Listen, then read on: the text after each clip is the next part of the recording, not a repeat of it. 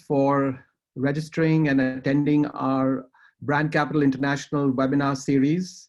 This is the third edition, and Doctor has been with us in the first two editions, and they have been extremely successful.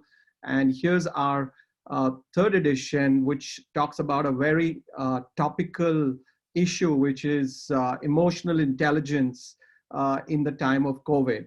So without any further long drawn out expertise of Doctor, which everyone knows, I would like to hand over to Doctor and start off with a couple of questions, which are pretty simple questions which most people want to know. So let's start with this, Doctor. What do we mean by emotional intelligence? I think we should start with what we mean by emotions. Okay. Because that's a good way to start. Emotions, to make them very simple, an emotion is that which brings about a transformation of your body and mind and energizes your motion.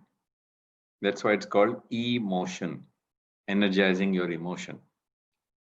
So, for example, if you are furious, you acquire a certain amount of energy.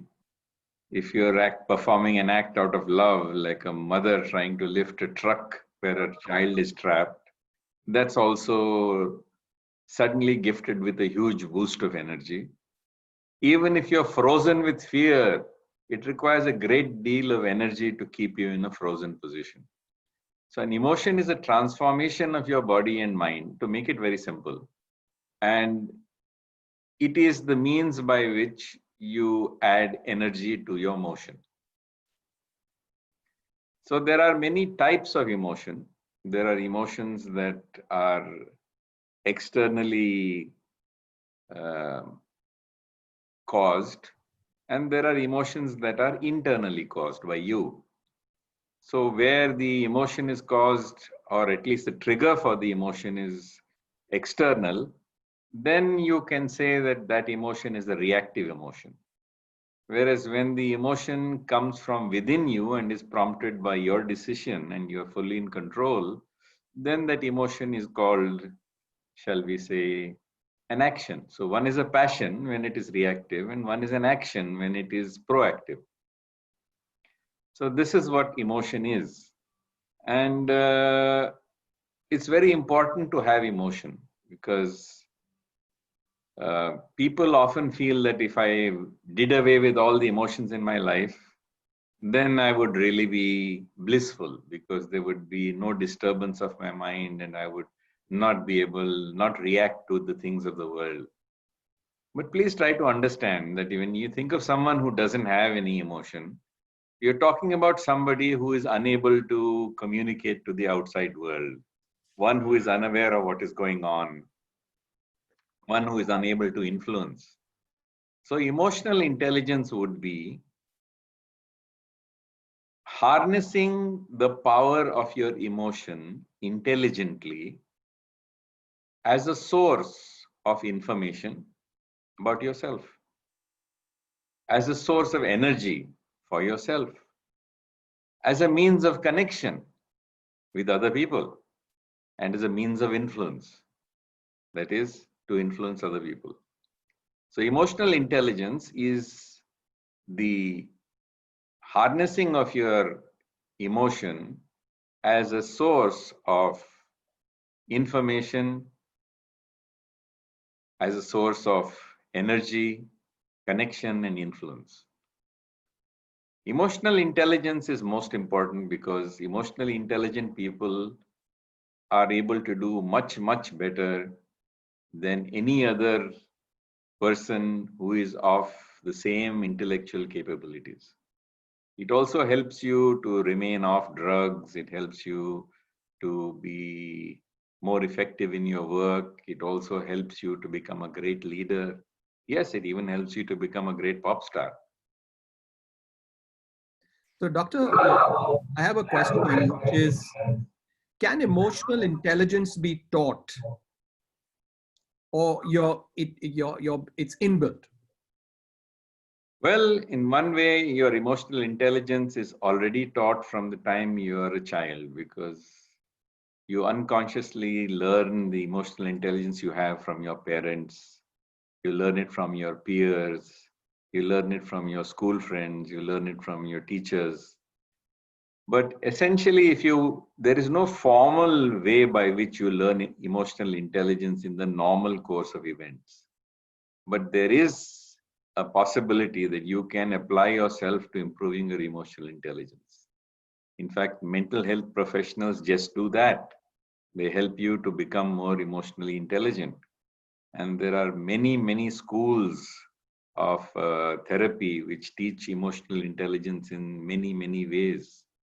Similarly, there are many spiritual schools of thought, right from the Stoics in Greece to Vedanta in India to Buddhism. All of these teach you how to become more emotionally intelligent.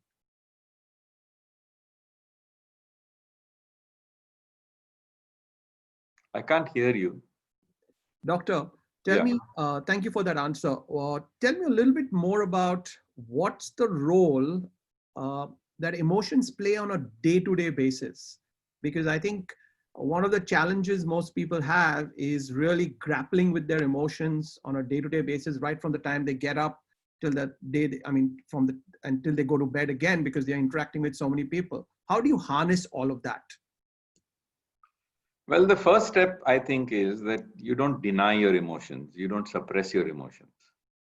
Because previously it was believed and thought that if you suppress your emotions, if you denied your emotions, you suddenly became a better person. But I think that school of thought is now long past. Everybody now understands that you need to understand your emotions. You need to become aware of your emotions. You need to have insight into your emotions as to why they arise. And then, of course, you need to control your emotions, harness them, redirect them, depending upon whether they are appropriate or inappropriate for that occasion. So, doctor, during normal day when people go to work, we keep saying that leaders must be emotionally intelligent, which you just validated that they should be. So, for leaders per se, what is the critical measure when they interact both internally with their subordinates and upwards with their top leaders and management? What is the role of emotional intelligence there, and how best can they manage that? Well, emotional intelligence consists of two states. One is how do you handle your own emotions? And two, how you handle the emotions of other people. In handling your own emotions, you first require to be emotionally aware of what state you're in. And most people are not. For example, very often people will tell you, don't talk to me, I'm disturbed. But how are you disturbed? Are you angry? Are you jealous? What is wrong with you? What is the emotion that is disturbing you? But most people don't know. They just know that I am hot and bothered and don't bother me at all. So first you have to become aware of, you have to become emotionally literate. And emotional literacy means understanding what each emotion is, then understanding what emotion you're currently experiencing, not only in terms of the name of the emotion that you're experiencing, but also the intensity with which you're experiencing that particular emotion. And if you're feeling a mix of emotion, you should be able to diagnose that in yourself too.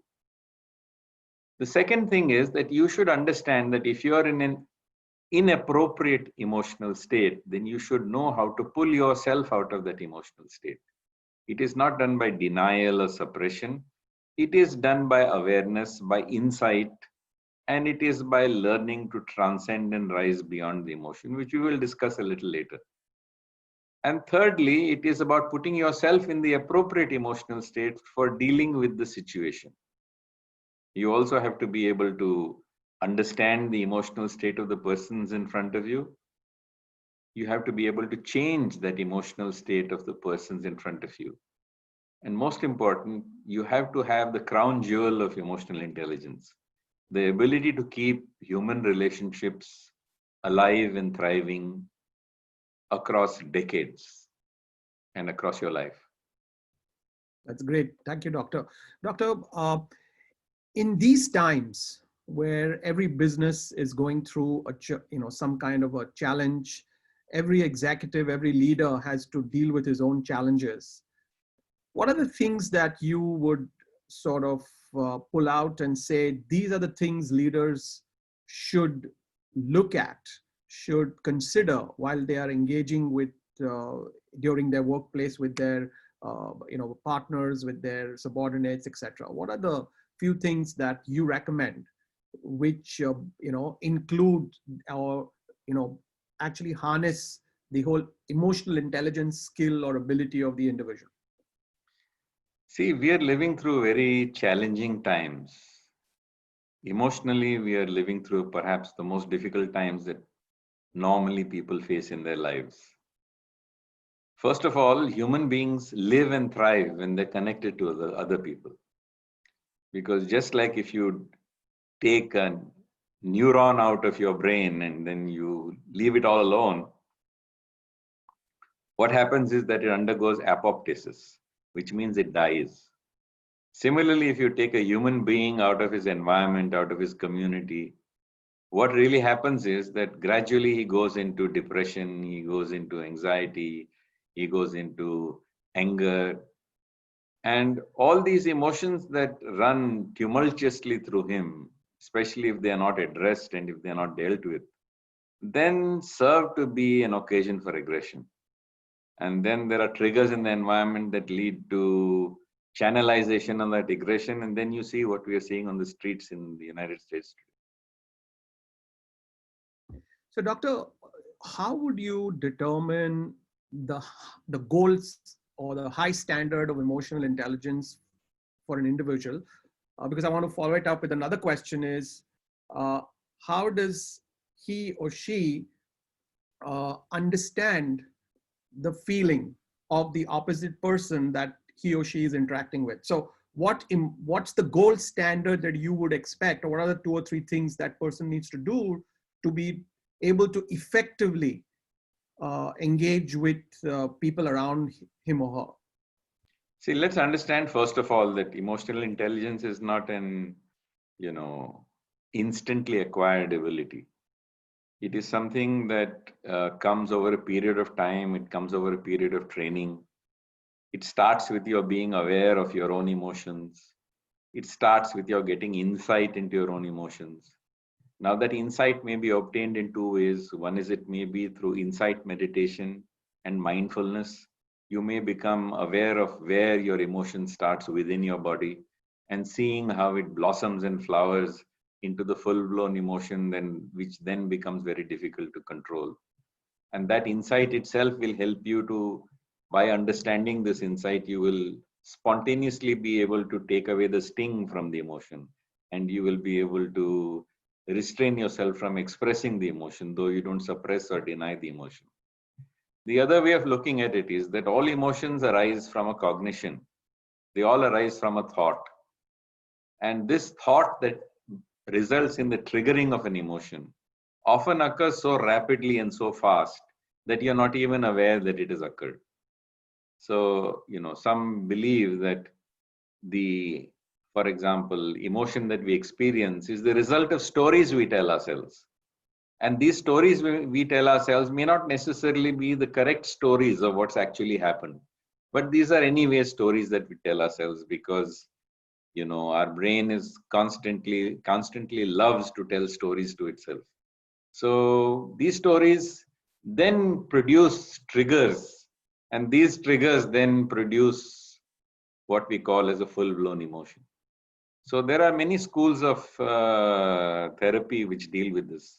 For example, you may have completely erroneous, irrational beliefs. So you may believe that everyone must love me all the time. The world should treat me very fairly. These are all very natural beliefs, but they're all irrational beliefs. So there is a school of therapy which is known as rational emotive behavioral therapy, which helps you to correct your erroneous beliefs and identify those beliefs as the source of your irrational emotions. Then you have thoughts. Following these beliefs, you have thoughts. And there are typically thought errors or mistakes in your thinking which lead to the development of emotions. Maybe there might be about 12 to 15 of them. And you require training to understand what these mistaken beliefs in thinking are. And for example, we have what we call as a all or nothing belief. So what happens is we think that, oh, it was a great success, or we say, oh, it was a great failure. So this is an example of black and white thinking. But actually life is not 40 shades of gray, but thousands of shades of gray. So therefore we must begin to understand that we don't have to choose between complete success and complete failure. There are many shades that lie in between. So like this, there may be 15 different errors that you make in thinking, and you need to understand those. And one of the ways to do that is that if you start keeping a mood diary, something that people don't keep, but just like a dietitian will tell you to keep a food diary, here you should keep a mood diary. And not only should you keep a mood diary, but you should also keep a thought diary and thought and belief diary, so that you know this mood is the result of these beliefs that I have or these thoughts that are running through my head. And by looking at them every day, just the act of looking at them and writing them down makes you aware of your emotions and helps you to control it. So the first step will be to become aware of your emotions and learn how to diffuse these emotions or transcend them by understanding them through insight and awareness. The second thing is that if you can become free in this manner of reactive emotions, that is emotions that are provoked from the outside, from other people pressing your buttons, what you need to do is now learn to generate the appropriate emotions. So there are different schools of therapy for this also. For example, neuro-linguistic programming, you can do a course in acting, method acting. These are all wonderful means by which you can actually generate emotions inside of you and you can become more effective in the world. Doctor, in terms of recognizing what an individual is experiencing, how hard is for an emotionally intelligent, strong person who has those capabilities? What are the things that he or she may have to do to understand that as to what the experience the other person is feeling, so as to sort of understand that and give an appropriate response? How do you think that can happen? I think one thing we need to understand is that we need to take ownership of our emotions. We can't say, you made me mad or you did this to me. You have to understand that I became mad when I saw this happening. When I saw you doing this, I became mad or I became angry. So it means that the other person cannot or does not have that control over you to make you angry, but you have been triggered internally and you have become angry. So once you take control of your own emotions by understanding that you provoke these emotions due to external stimuli and no one has made you angry, then it becomes your responsibility to learn how to become aware, insightful, and finally transcend these emotions. The second thing is, when other people are angry, we don't try to minimize their emotions. We don't try to invalidate their emotions. This is very common. We say, oh, come on, you don't need to get so angry over this. Oh, come on, don't get so depressed over this. But rather, we have to respect their emotions. We have to validate their emotions. We have to give them empathy and we have to give them understanding. And we have to try to help them understand why they're feeling the way they're feeling. Doc, those people who have a strong EQ, would they be more empathetic? Naturally, EQ means that you are, one of the qualities of EQ is that you're able to sense the emotions of the other person. And ideally, you're even able to change the emotions of the people who are there in front of you. And the natural corollary of that is that you're able to keep long-term human relationships. Doctor, coming back to the individual, how is it that one can, sort of keep control of their feelings, of their thoughts? Because there's always this fight between what I think, what I want to do versus the circumstances in which I am or we are in that we cannot do. Do you believe that the individual should speak up? How does he channelize that particular part of that emotion? Well, of course, all emotions have their place. All emotions should not be denied. All emotions should be respected and validated. But it often happens that you may express your emotions in the wrong way. You see, there is a difference between assertive anger, which is used to improve your relationship and enhance love between people, and destructive rage, which not only destroys human relationships, but it also destroys human beings and property. So just to give you an example, because I'm watching all this on the television and what's happening on the streets of the United States, there are two groups of people who are expressing anger over the death of Floyd George. And one group of people who are expressing anger are expressing it very intelligently. So they are being angry in an assertive way, and in a non-violent way, they're protesting. And this protest, which they're doing, is touching chords in the hearts of people all around. In fact, it is going so far as to touch chords in the hearts of the policemen whom they're trying to share their emotions with. And to see policemen acknowledging their emotions and also emotionally resonating with those emotions by going down on one knee and saying that, yes, we also believe the same as you, that you have a right to be angry. That's a very wonderful sign of emotional intelligence. But then instead of expressing anger assertively and improving relationships between civil society and the police and helping both sides to understand that they need to work together, you can also express that anger in a destructive way. That anger can be expressed as destructive rage. It can be done through rioting. It can be done through destruction of property and looting. And of course, that has completely different set of consequences. Thank you, Doctor. For all our attendees, feel free to type in your questions. We've got questions coming in. So as the doctor talks about this, as we go ahead, feel free to please type in your questions under the Q&A section. And we will then, actually ask Doctor those questions. So Doctor, I'll just move on. What is the difference between reactive and proactive emotions? How do you, sort of differentiate that? I think the first person who described that was Bernard Baruch Spinoza, who wrote his book on ethics. And he was the one who said that, when your emotions are prompted by an external cause, then that emotion is called a passion. Whereas when that emotion is triggered internally and proactively, that emotion is called an action. So ideally, the best decisions are made when your mind is cool and free of emotions. Your best connection with other people takes place when you're able to empty yourself of your emotions and you're able to empathize with the other person.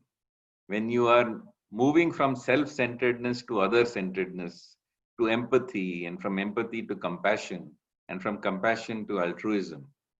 So this is the path that we need to take. We need to, first of all, become free from being triggered, our emotions from being triggered externally, learn to keep emotionally regulated, if not completely equanimous. And then we need to be able to understand the emotions of the person in front of them. We need to learn to pace, lead, and then finally transform their emotional state. Doctor, we have a lot of questions coming in, so I'm going to, sort of open it up to the attendees, and I'm going to take the first question which has come up. And this is from a gentleman called Mr. Prakash Mehta. How do you practice emotional awareness? I think emotional awareness is practiced when you feel yourself in the grip of an emotion. You need to close your eyes, go within, and try to understand what is happening within you. And having understood where that emotion arises from, because emotions arise from different places within your own body. And having understood where that emotion arises from, also begin to give that emotion a label. Understand whether it is anger, whether it is jealousy, whether it is fear, where it comes from. Is there a feeling of inadequacy within you? Is there, shall we say, an erroneous belief that you're having? Has this emotion arisen as a result of an illogical thinking that you are engaged in? And thus, first, you put it down, you write it down. Every day you must keep a mood diary, and that mood diary will tell you what the event was, what your emotion was, what was the underlying thought or belief, and how you can transform that thought or belief to a more logical, rational, effective, and more functional behavior. Thank you, Doctor. Doctor, there's one more question. This is an anonymous attendee. If one is angry, depressed, sad, expressing outside or in front of others can be destructive to relationship, environment, or can be misutilized by others. How to do and how to handle one's emotions at home work for above. I'm reading out exactly, I'm transcribing what's been typed. So I'm just going to read it again. If one is angry, depressed, sad, expressing outside or in front of others, it can be destructive to the relationship or the environment, or can be misused by others. That's what I think the person means. How does he manage that at home? So I think the first thing is that, we have only now started using masks for preventing infection of COVID-19, and everyone wears a mask. But this habit of wearing masks was there in Japan a long time ago, when everybody who had a cold would wear a mask while they were traveling on the subway or in the public transport. So I think a good idea would be to put your mask on when you're disturbed. The first thing is to put your mask on. It's a sense, it's a signal to other people that you are currently in a state where your emotions could lead to a contagion, and that contagion of emotion could lead to a lot of problems. So first of all, wear a mask. If you can't wear a mask, at least go into social distancing. You go into your room and close the door. Or if you can't do that, then at least take a walk. I know you probably, if you can't take a long walk because of the lockdown, at least you walk in your neighborhood or walk in your compound or walk in your yard, and keep distance from other people. And when you have that distance from other people, turn within, look inside, understand what you are feeling, and also try to understand why you're feeling what you're feeling. And if you look into why you're feeling what you're feeling, you will become intuitively aware how this emotion arose in you.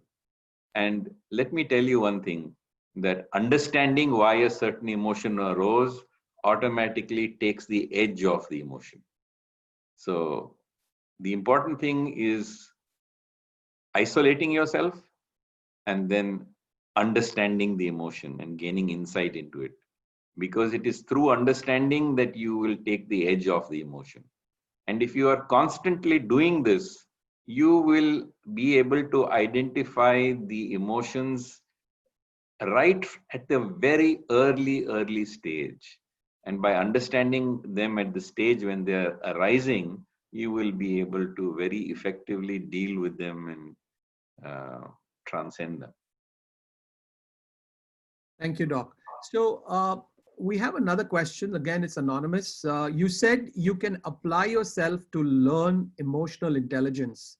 How can someone do that themselves without any outside help? Well, of course, um as I said, you've ruled out outside help, but there are many, many very effective, compassionate professionals who will help you. But if you want to do it yourself, well, to do it yourself, you need to make a study and understanding of yourself, of understanding why you react in certain ways, why certain emotions arise in you. And all this is possible through insight meditation. It is possible through reading the theory and the texts on rational emotive behavioral therapy, or let me say cognitive therapy. These courses are being offered on many of these online education channels, including Coursera, Udemy, and you can get some background in how to deal with your emotional states. Also, newer philosophies and newer therapy, schools of therapy are coming about, and these include ACT therapy or acceptance commitment therapy. There are so many things in the world we need to accept because we can't change them. And we also need to make commitments and follow through on the commitments that we make. And we need to actually bring about effective action in the world, because action is the most important of all. Thank you, Doc. Doc, there are a couple of other questions which I think I would like to address. They are coming in from all the attendees, so I think we're going to give them that benefit. So this one is from Lamika Karunakaran. This question is, does being very rational and practical make you a low EQ person? There is always this argument in one's head between the head and heart. How to maintain this sensitive balance? So this is a very intelligent question, and you can be too rational and too unemotional. You will not connect with people, you will not influence people, you will not be a good leader, and you might not be very happy yourself because you may have just suppressed all your emotions which are now raging at the level of your unconscious. So emotion and rationality are not either or options. In fact, there's a very famous study of a person called Phineas Gage, who damaged part of his brain where both emotion and rationality intersect. And if you don't have emotion, you're not able to take any decision. If someone asks you, will you have tea or coffee? Well, you will say, oh, it doesn't matter. And you'll go through life keeping on saying things don't matter because you don't have any emotion. Emotion is an essential, integral part of your life. Without emotion, there won't be any creativity in your life. There will be no quality human relationships in your life. You will not be able to enjoy the best that life has to offer. So the color, the music, everything comes from emotion. And you must have emotion. There is no doubt about it. But that emotion cannot be unchecked. It cannot be unregulated. It cannot be random. Emotion has to be regulated. It has to have a check with emotion, with the rationality. And it also needs that there should be a perfect balance between the two. And the ability to keep a balance between both emotion and your rationality is in fact the lesson of living life itself. Thank you, Doctor. So, Doctor, this is a very interesting question. This is from Suresh Makhija. He says, appreciate your concept of the mood diary. What would be the most effective way to evaluate the data and act on it appropriately? See, the mood diary is not my idea. The mood diary is originally, at least I originally read this in the books by David Burns, which I strongly recommend. And the question you said was? Okay, the question was, what would be the most effective way to evaluate the data in the mood diary, I understand, and act on it appropriately? So So you need to understand the event, which you have to put down. The second column will be the emotion that you experienced, and you must write it down accurately with the intensity of each emotion if there is a mix of emotions. Then there is a column for what belief might have led to this emotion that you have. And lastly, what kind of thought led to this emotion. And finally, how can you reframe this entire event so that when you remove the irrational belief or you remove the irrational thought and you substitute that with a rational belief and a rational thought, you will find that this understanding, this correction will automatically result in taking the edge off the emotion and helping you to deal with it more effectively. Okay, thank you. Next question, doctor. This is from Bharat Kamdar. He says, I thought most emotions arise from the mind. Can you give examples of emotions from other body parts? Well, it's very interesting that the Dr. Candace Pert, who's written this book called Molecules of Emotion, and elsewhere she has an audio book as well. She talks about emotions being molecules. In one case, she mentions neuropeptides, which are released from the gray matter in your brain, the cells in your brain. And these are released down the axons and at the synapses of these brain cells. And finally, they're absorbed into the bloodstream. So when they're absorbed into the bloodstream and they circulate, there are different receptors in different parts of the body that then manifest those emotions.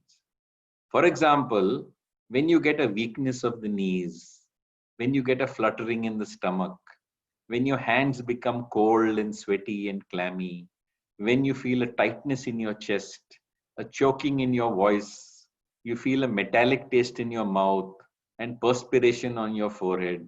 These are all different receptors that react to the molecules of fear. So fear, for example, can be felt in different parts of the body. So when, for example, you feel angry, you will feel the tightness in your muscles, you will feel the pounding in your heart. So emotion grips the entire mind body, and you should be able to recognize where it starts, how it takes over.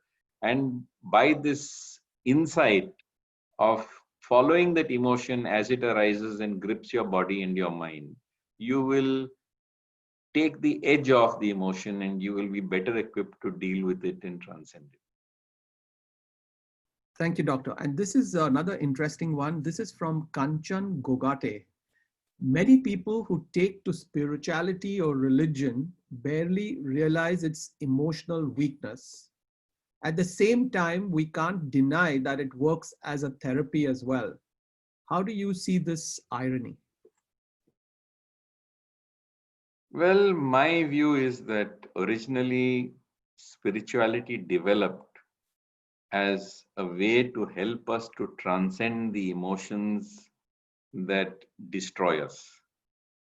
And that the idea of having, for example, in the Bhagavad Gita, a sthita prajna, a gunatita, the idea of having a sage of steady wisdom, a person who has transcended the world, or for example, a bodhi, all these people have transcended the suffering of this world and they have essentially transcended emotion, and they're situated on a platform of equanimity of mind.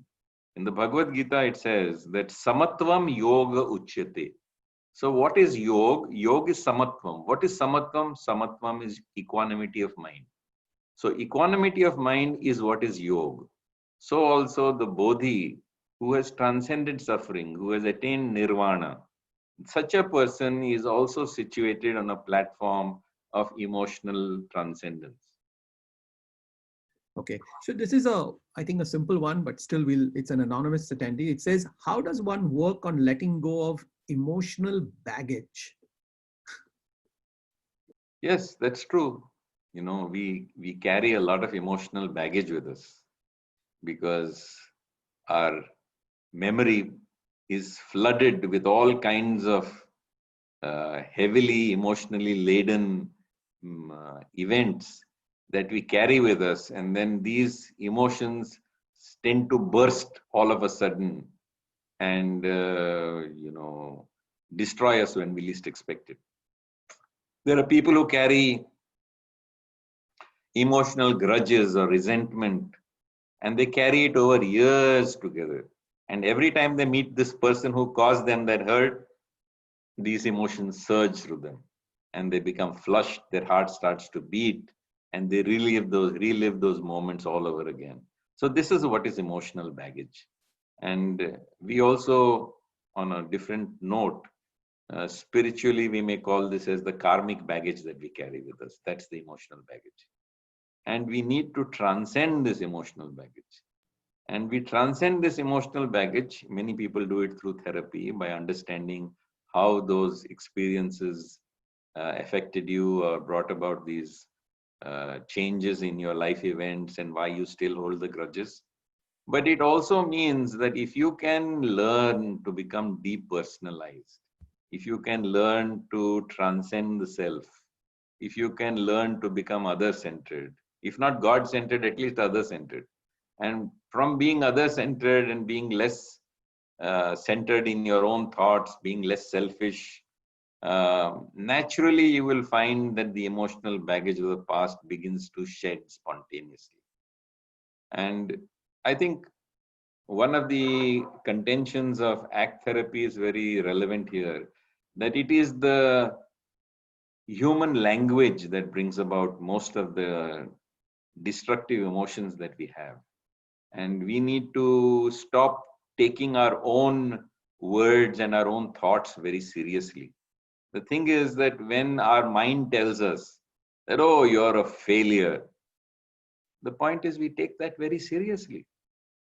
But we have to understand that the thoughts that go through our head are just thoughts. And they are just words. And they have no meaning. And they only have as much meaning as the importance you give to them.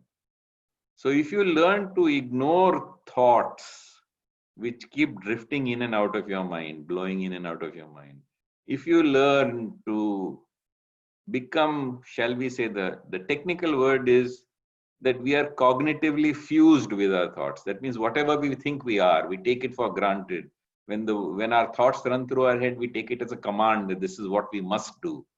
But instead, if we diffuse ourselves from our thoughts, if we can take a step backwards and we can look at our thoughts, that is a very powerful means by which we can gradually learn to rise beyond emotion. Doctor, thank you. So there's a follow-up question on this one. This is from Sachin Tiwari. He says, I mean, you talked about thoughts. He says, how do you deal with worrisome thoughts? When you get worrisome thoughts, what do you need to do? How do you deal with them? So, how do you deal with thoughts? Well, the first solution that I recommend is called mantra. Manah trayate iti mantra. The mantra is that which protects your mind. So to protect your mind from thoughts, you chant your prayer, you chant your mantra. And by chanting your mantra and prayer, you run an interference pattern against the thoughts that are constantly assaulting you. And by constantly chanting the mantra and interfering with the thoughts that are assaulting you, you will gradually and slowly find peace. So that's one. The second is, if people don't like the idea of using a mantra, then they can become mindful. So they can observe their breath. They can keep their attention on their breathing, or they can keep their attention on the sensations in their body in the form of insight meditation. So these are some of the ways by which you deal with the thoughts that are running through your head. A good analogy is given in ACT therapy, that you imagine that you are a bus driver of a school bus and you're driving the school bus and you know the route very well. You know where you have to go and where you have to drop different children off and how you go to school. Now in the bus, there are 100 kids. And these kids keep on shouting and screaming, let's go to the zoo, let's go to the movies, let's go here, let's go there. But you learn how to ignore those thoughts, those shouting from the kids. So our thoughts are like kids on the school bus shouting and telling you what you should do or where you should go.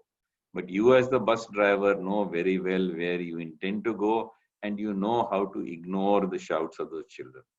So you have to learn how to ignore useless, unhelpful thoughts. Essentially ask yourself, is that thought helpful or is it unhelpful? Generally people say, is it true or is it untrue? No, I don't care whether it's true or untrue. Is it helpful or is it unhelpful? If it's unhelpful, put it out of your mind. If it is helpful, embrace it. Thank you, Doctor. Doctor, next question is by Richa Sharma. Is there a process to becoming, quote, unquote, other-centered?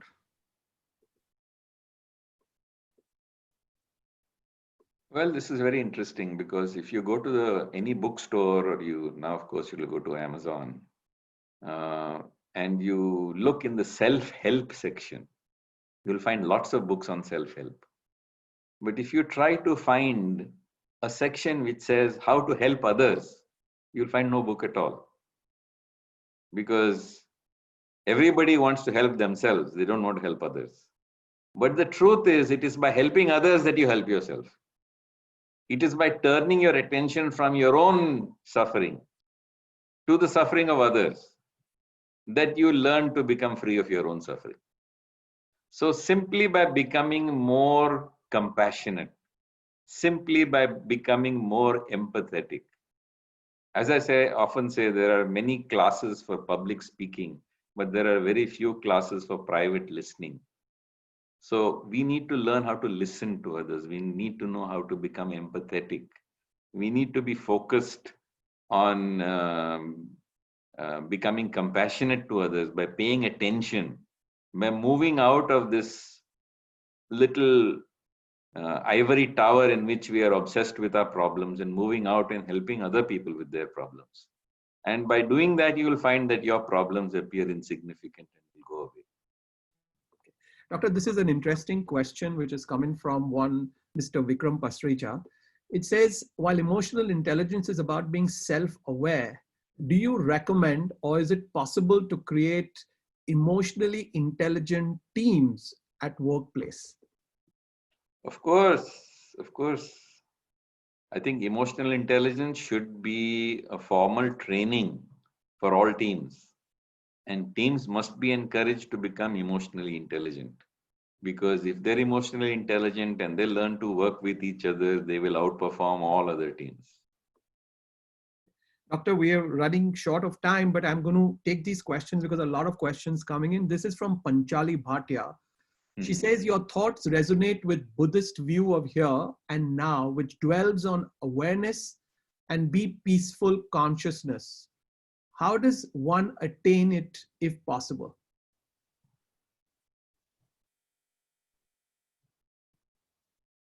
I didn't follow the question. It says your thoughts resonate with Buddhist view of here and now, which dwells on awareness and be peaceful and have peaceful consciousness. That's what she means. How does one attain? How does one get to that stage? One gets to that stage by practice. You must, of course, have the right livelihood. And besides having the right livelihood, you must make the right efforts. That is, you should be spending a definite part of your day in trying to understand yourself. That is, in sitting in silent meditation, in observing your breath, in remaining mindful, in becoming aware of the thoughts and the emotions that run through your mind. And of course, learning to become more loving and compassionate towards others. These are all spiritual principles that are common to every religion, both Eastern and Western religions. Okay. Doctor, this question is from Dongju Wang. And the question is, when individuals cope with traumatized emotions primarily caused by life tragedies, For instance, loss of loved ones, carrying on those traumatized emotions could suffer from the loss throughout one's entire life. Those emotions could be extremely hard to let go. My question is that what you might comment on management of traumatized emotions and perhaps learning to live with it. See, this is emotional baggage that we spoke about earlier. That when an event occurs in our experience, and then instead of letting it go, we cling on to it. It doesn't exist in the world anymore, but it exists in our mind. And we carry it with us as our emotional baggage. I think it was,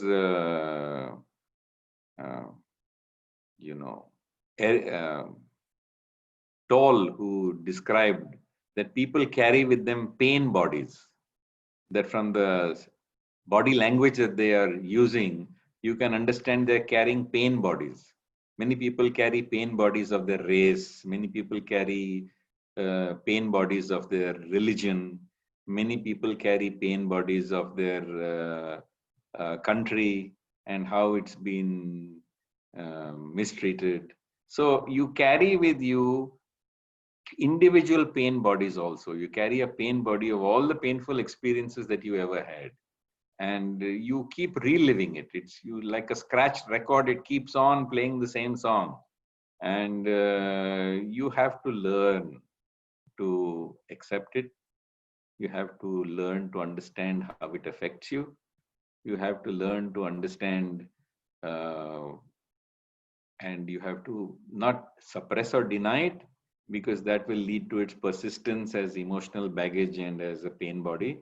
But you need to truly understand it from the kind of erroneous or irrational beliefs or irrational thoughts you're having.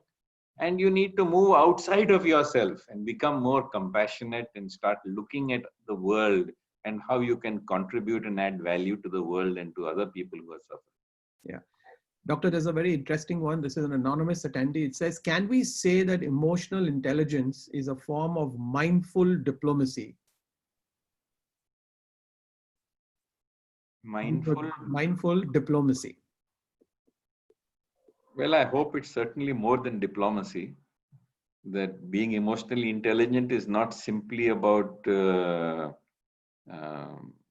dealing with the emotions of the people in front of you, but actually taking action. I mean, just thoughts and emotions without action are, I would say, not fulfilling their purpose. Because, for example, you need to be other-centered, you need to be empathetic, you need to be compassionate. But that has to lead to altruism, to actually physically or otherwise assisting the other person. Otherwise, all that compassion, all that empathy, and doing nothing about it doesn't make much sense. So it's not diplomacy where you simply diffuse the emotions of the other person, but it's also about understanding and doing acting, and acting according to your value system, acting according to the needs of the other person, acting according to the responsibility that you owe the other person. You need to act. It's not just diplomacy. Okay, doctor. So doctor, we are running out of time, but I'm going to take last two questions before we conclude. We have 4 minutes to it. And this one is, how can you explain to someone that they might be behaving unreasonably without invalidating their emotions? So here we come to another very interesting school of thought started by Marshall Rosenberg, which is called non-violent communication. So in non-violent communication, which is a form of communication which is designed to help people communicate in a way without causing emotional assault on the other person, you need to be able to share and understand what the other person is going through. And we need to understand that that person, you have to learn to ignore his words and read his emotions. I give you an example of a child who comes home from school, looks at what's on the table where people are sitting for dinner, and he says, I can't eat all this rubbish, I'm going to my room. So the father becomes very angry and says, how dare you speak so irrationally? How can you call this rubbish?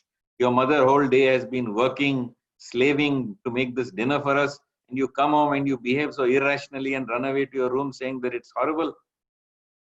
So the mother gets up and goes to the son's room, and she gives the son a hug, and she tells the son, what happened? Did you fail in mathematics again? Did you get your report card today? Were you bullied on the bus? Because very often the irrational explosions of other people come from the emotions that they're experiencing. So when people are being irrational, don't try to tell them you're being irrational. Try to understand what emotions they're experiencing. And by empathizing with those emotions, you will, especially and by demonstrating caring, understanding, respect, taking responsibility, showing love towards the other person, you will automatically, help the other person to cross beyond their irrationality, not by telling them they're being irrational. Thank you, Doctor. But Doctor, before I give you the last question, I wanted to take this opportunity to thank our partners, which is Radio Mirchi and Times Television Network, who have been broadcasting this, will broadcast it very shortly on the international bands. And all the attendees who have attended this session today, please do look out for the next session. And with that, my last question is pretty interesting. It says, how can we be other-centered in the work environment where everyone is competitive and trying to outdo each other? Well, I think the systems that are existing at work need to be changed. That's why we need emotional intelligence to start from the top in the organization. And by starting from the top, we need to change the culture from one where competition exists internally to one where cooperation exists internally, where one person's success is seen as everyone's success. Then people function as a team. But if you make them compete with one another, they work against the interests of each other and they lead to tremendous problems. So you need a good, I think, HR manager, a human resource manager, who can work with the CEO to create proper systems within the organization where if one person benefits, everyone benefits. And in fact, an environment of cooperation is built rather than internal competition. Great. Thank you very much, Doctor. That was an interesting answer. I hope that happens in most companies. And with that, we would like to conclude this session. Thank you to all our attendees. Thank you, Doctor. And look out for our next webinar with Dr. Shantanu Nagarkatti. Thank you very much. Thank you, Neville, and thanks to our partners and the people who have been attending this program. Thank you so much. Thank you.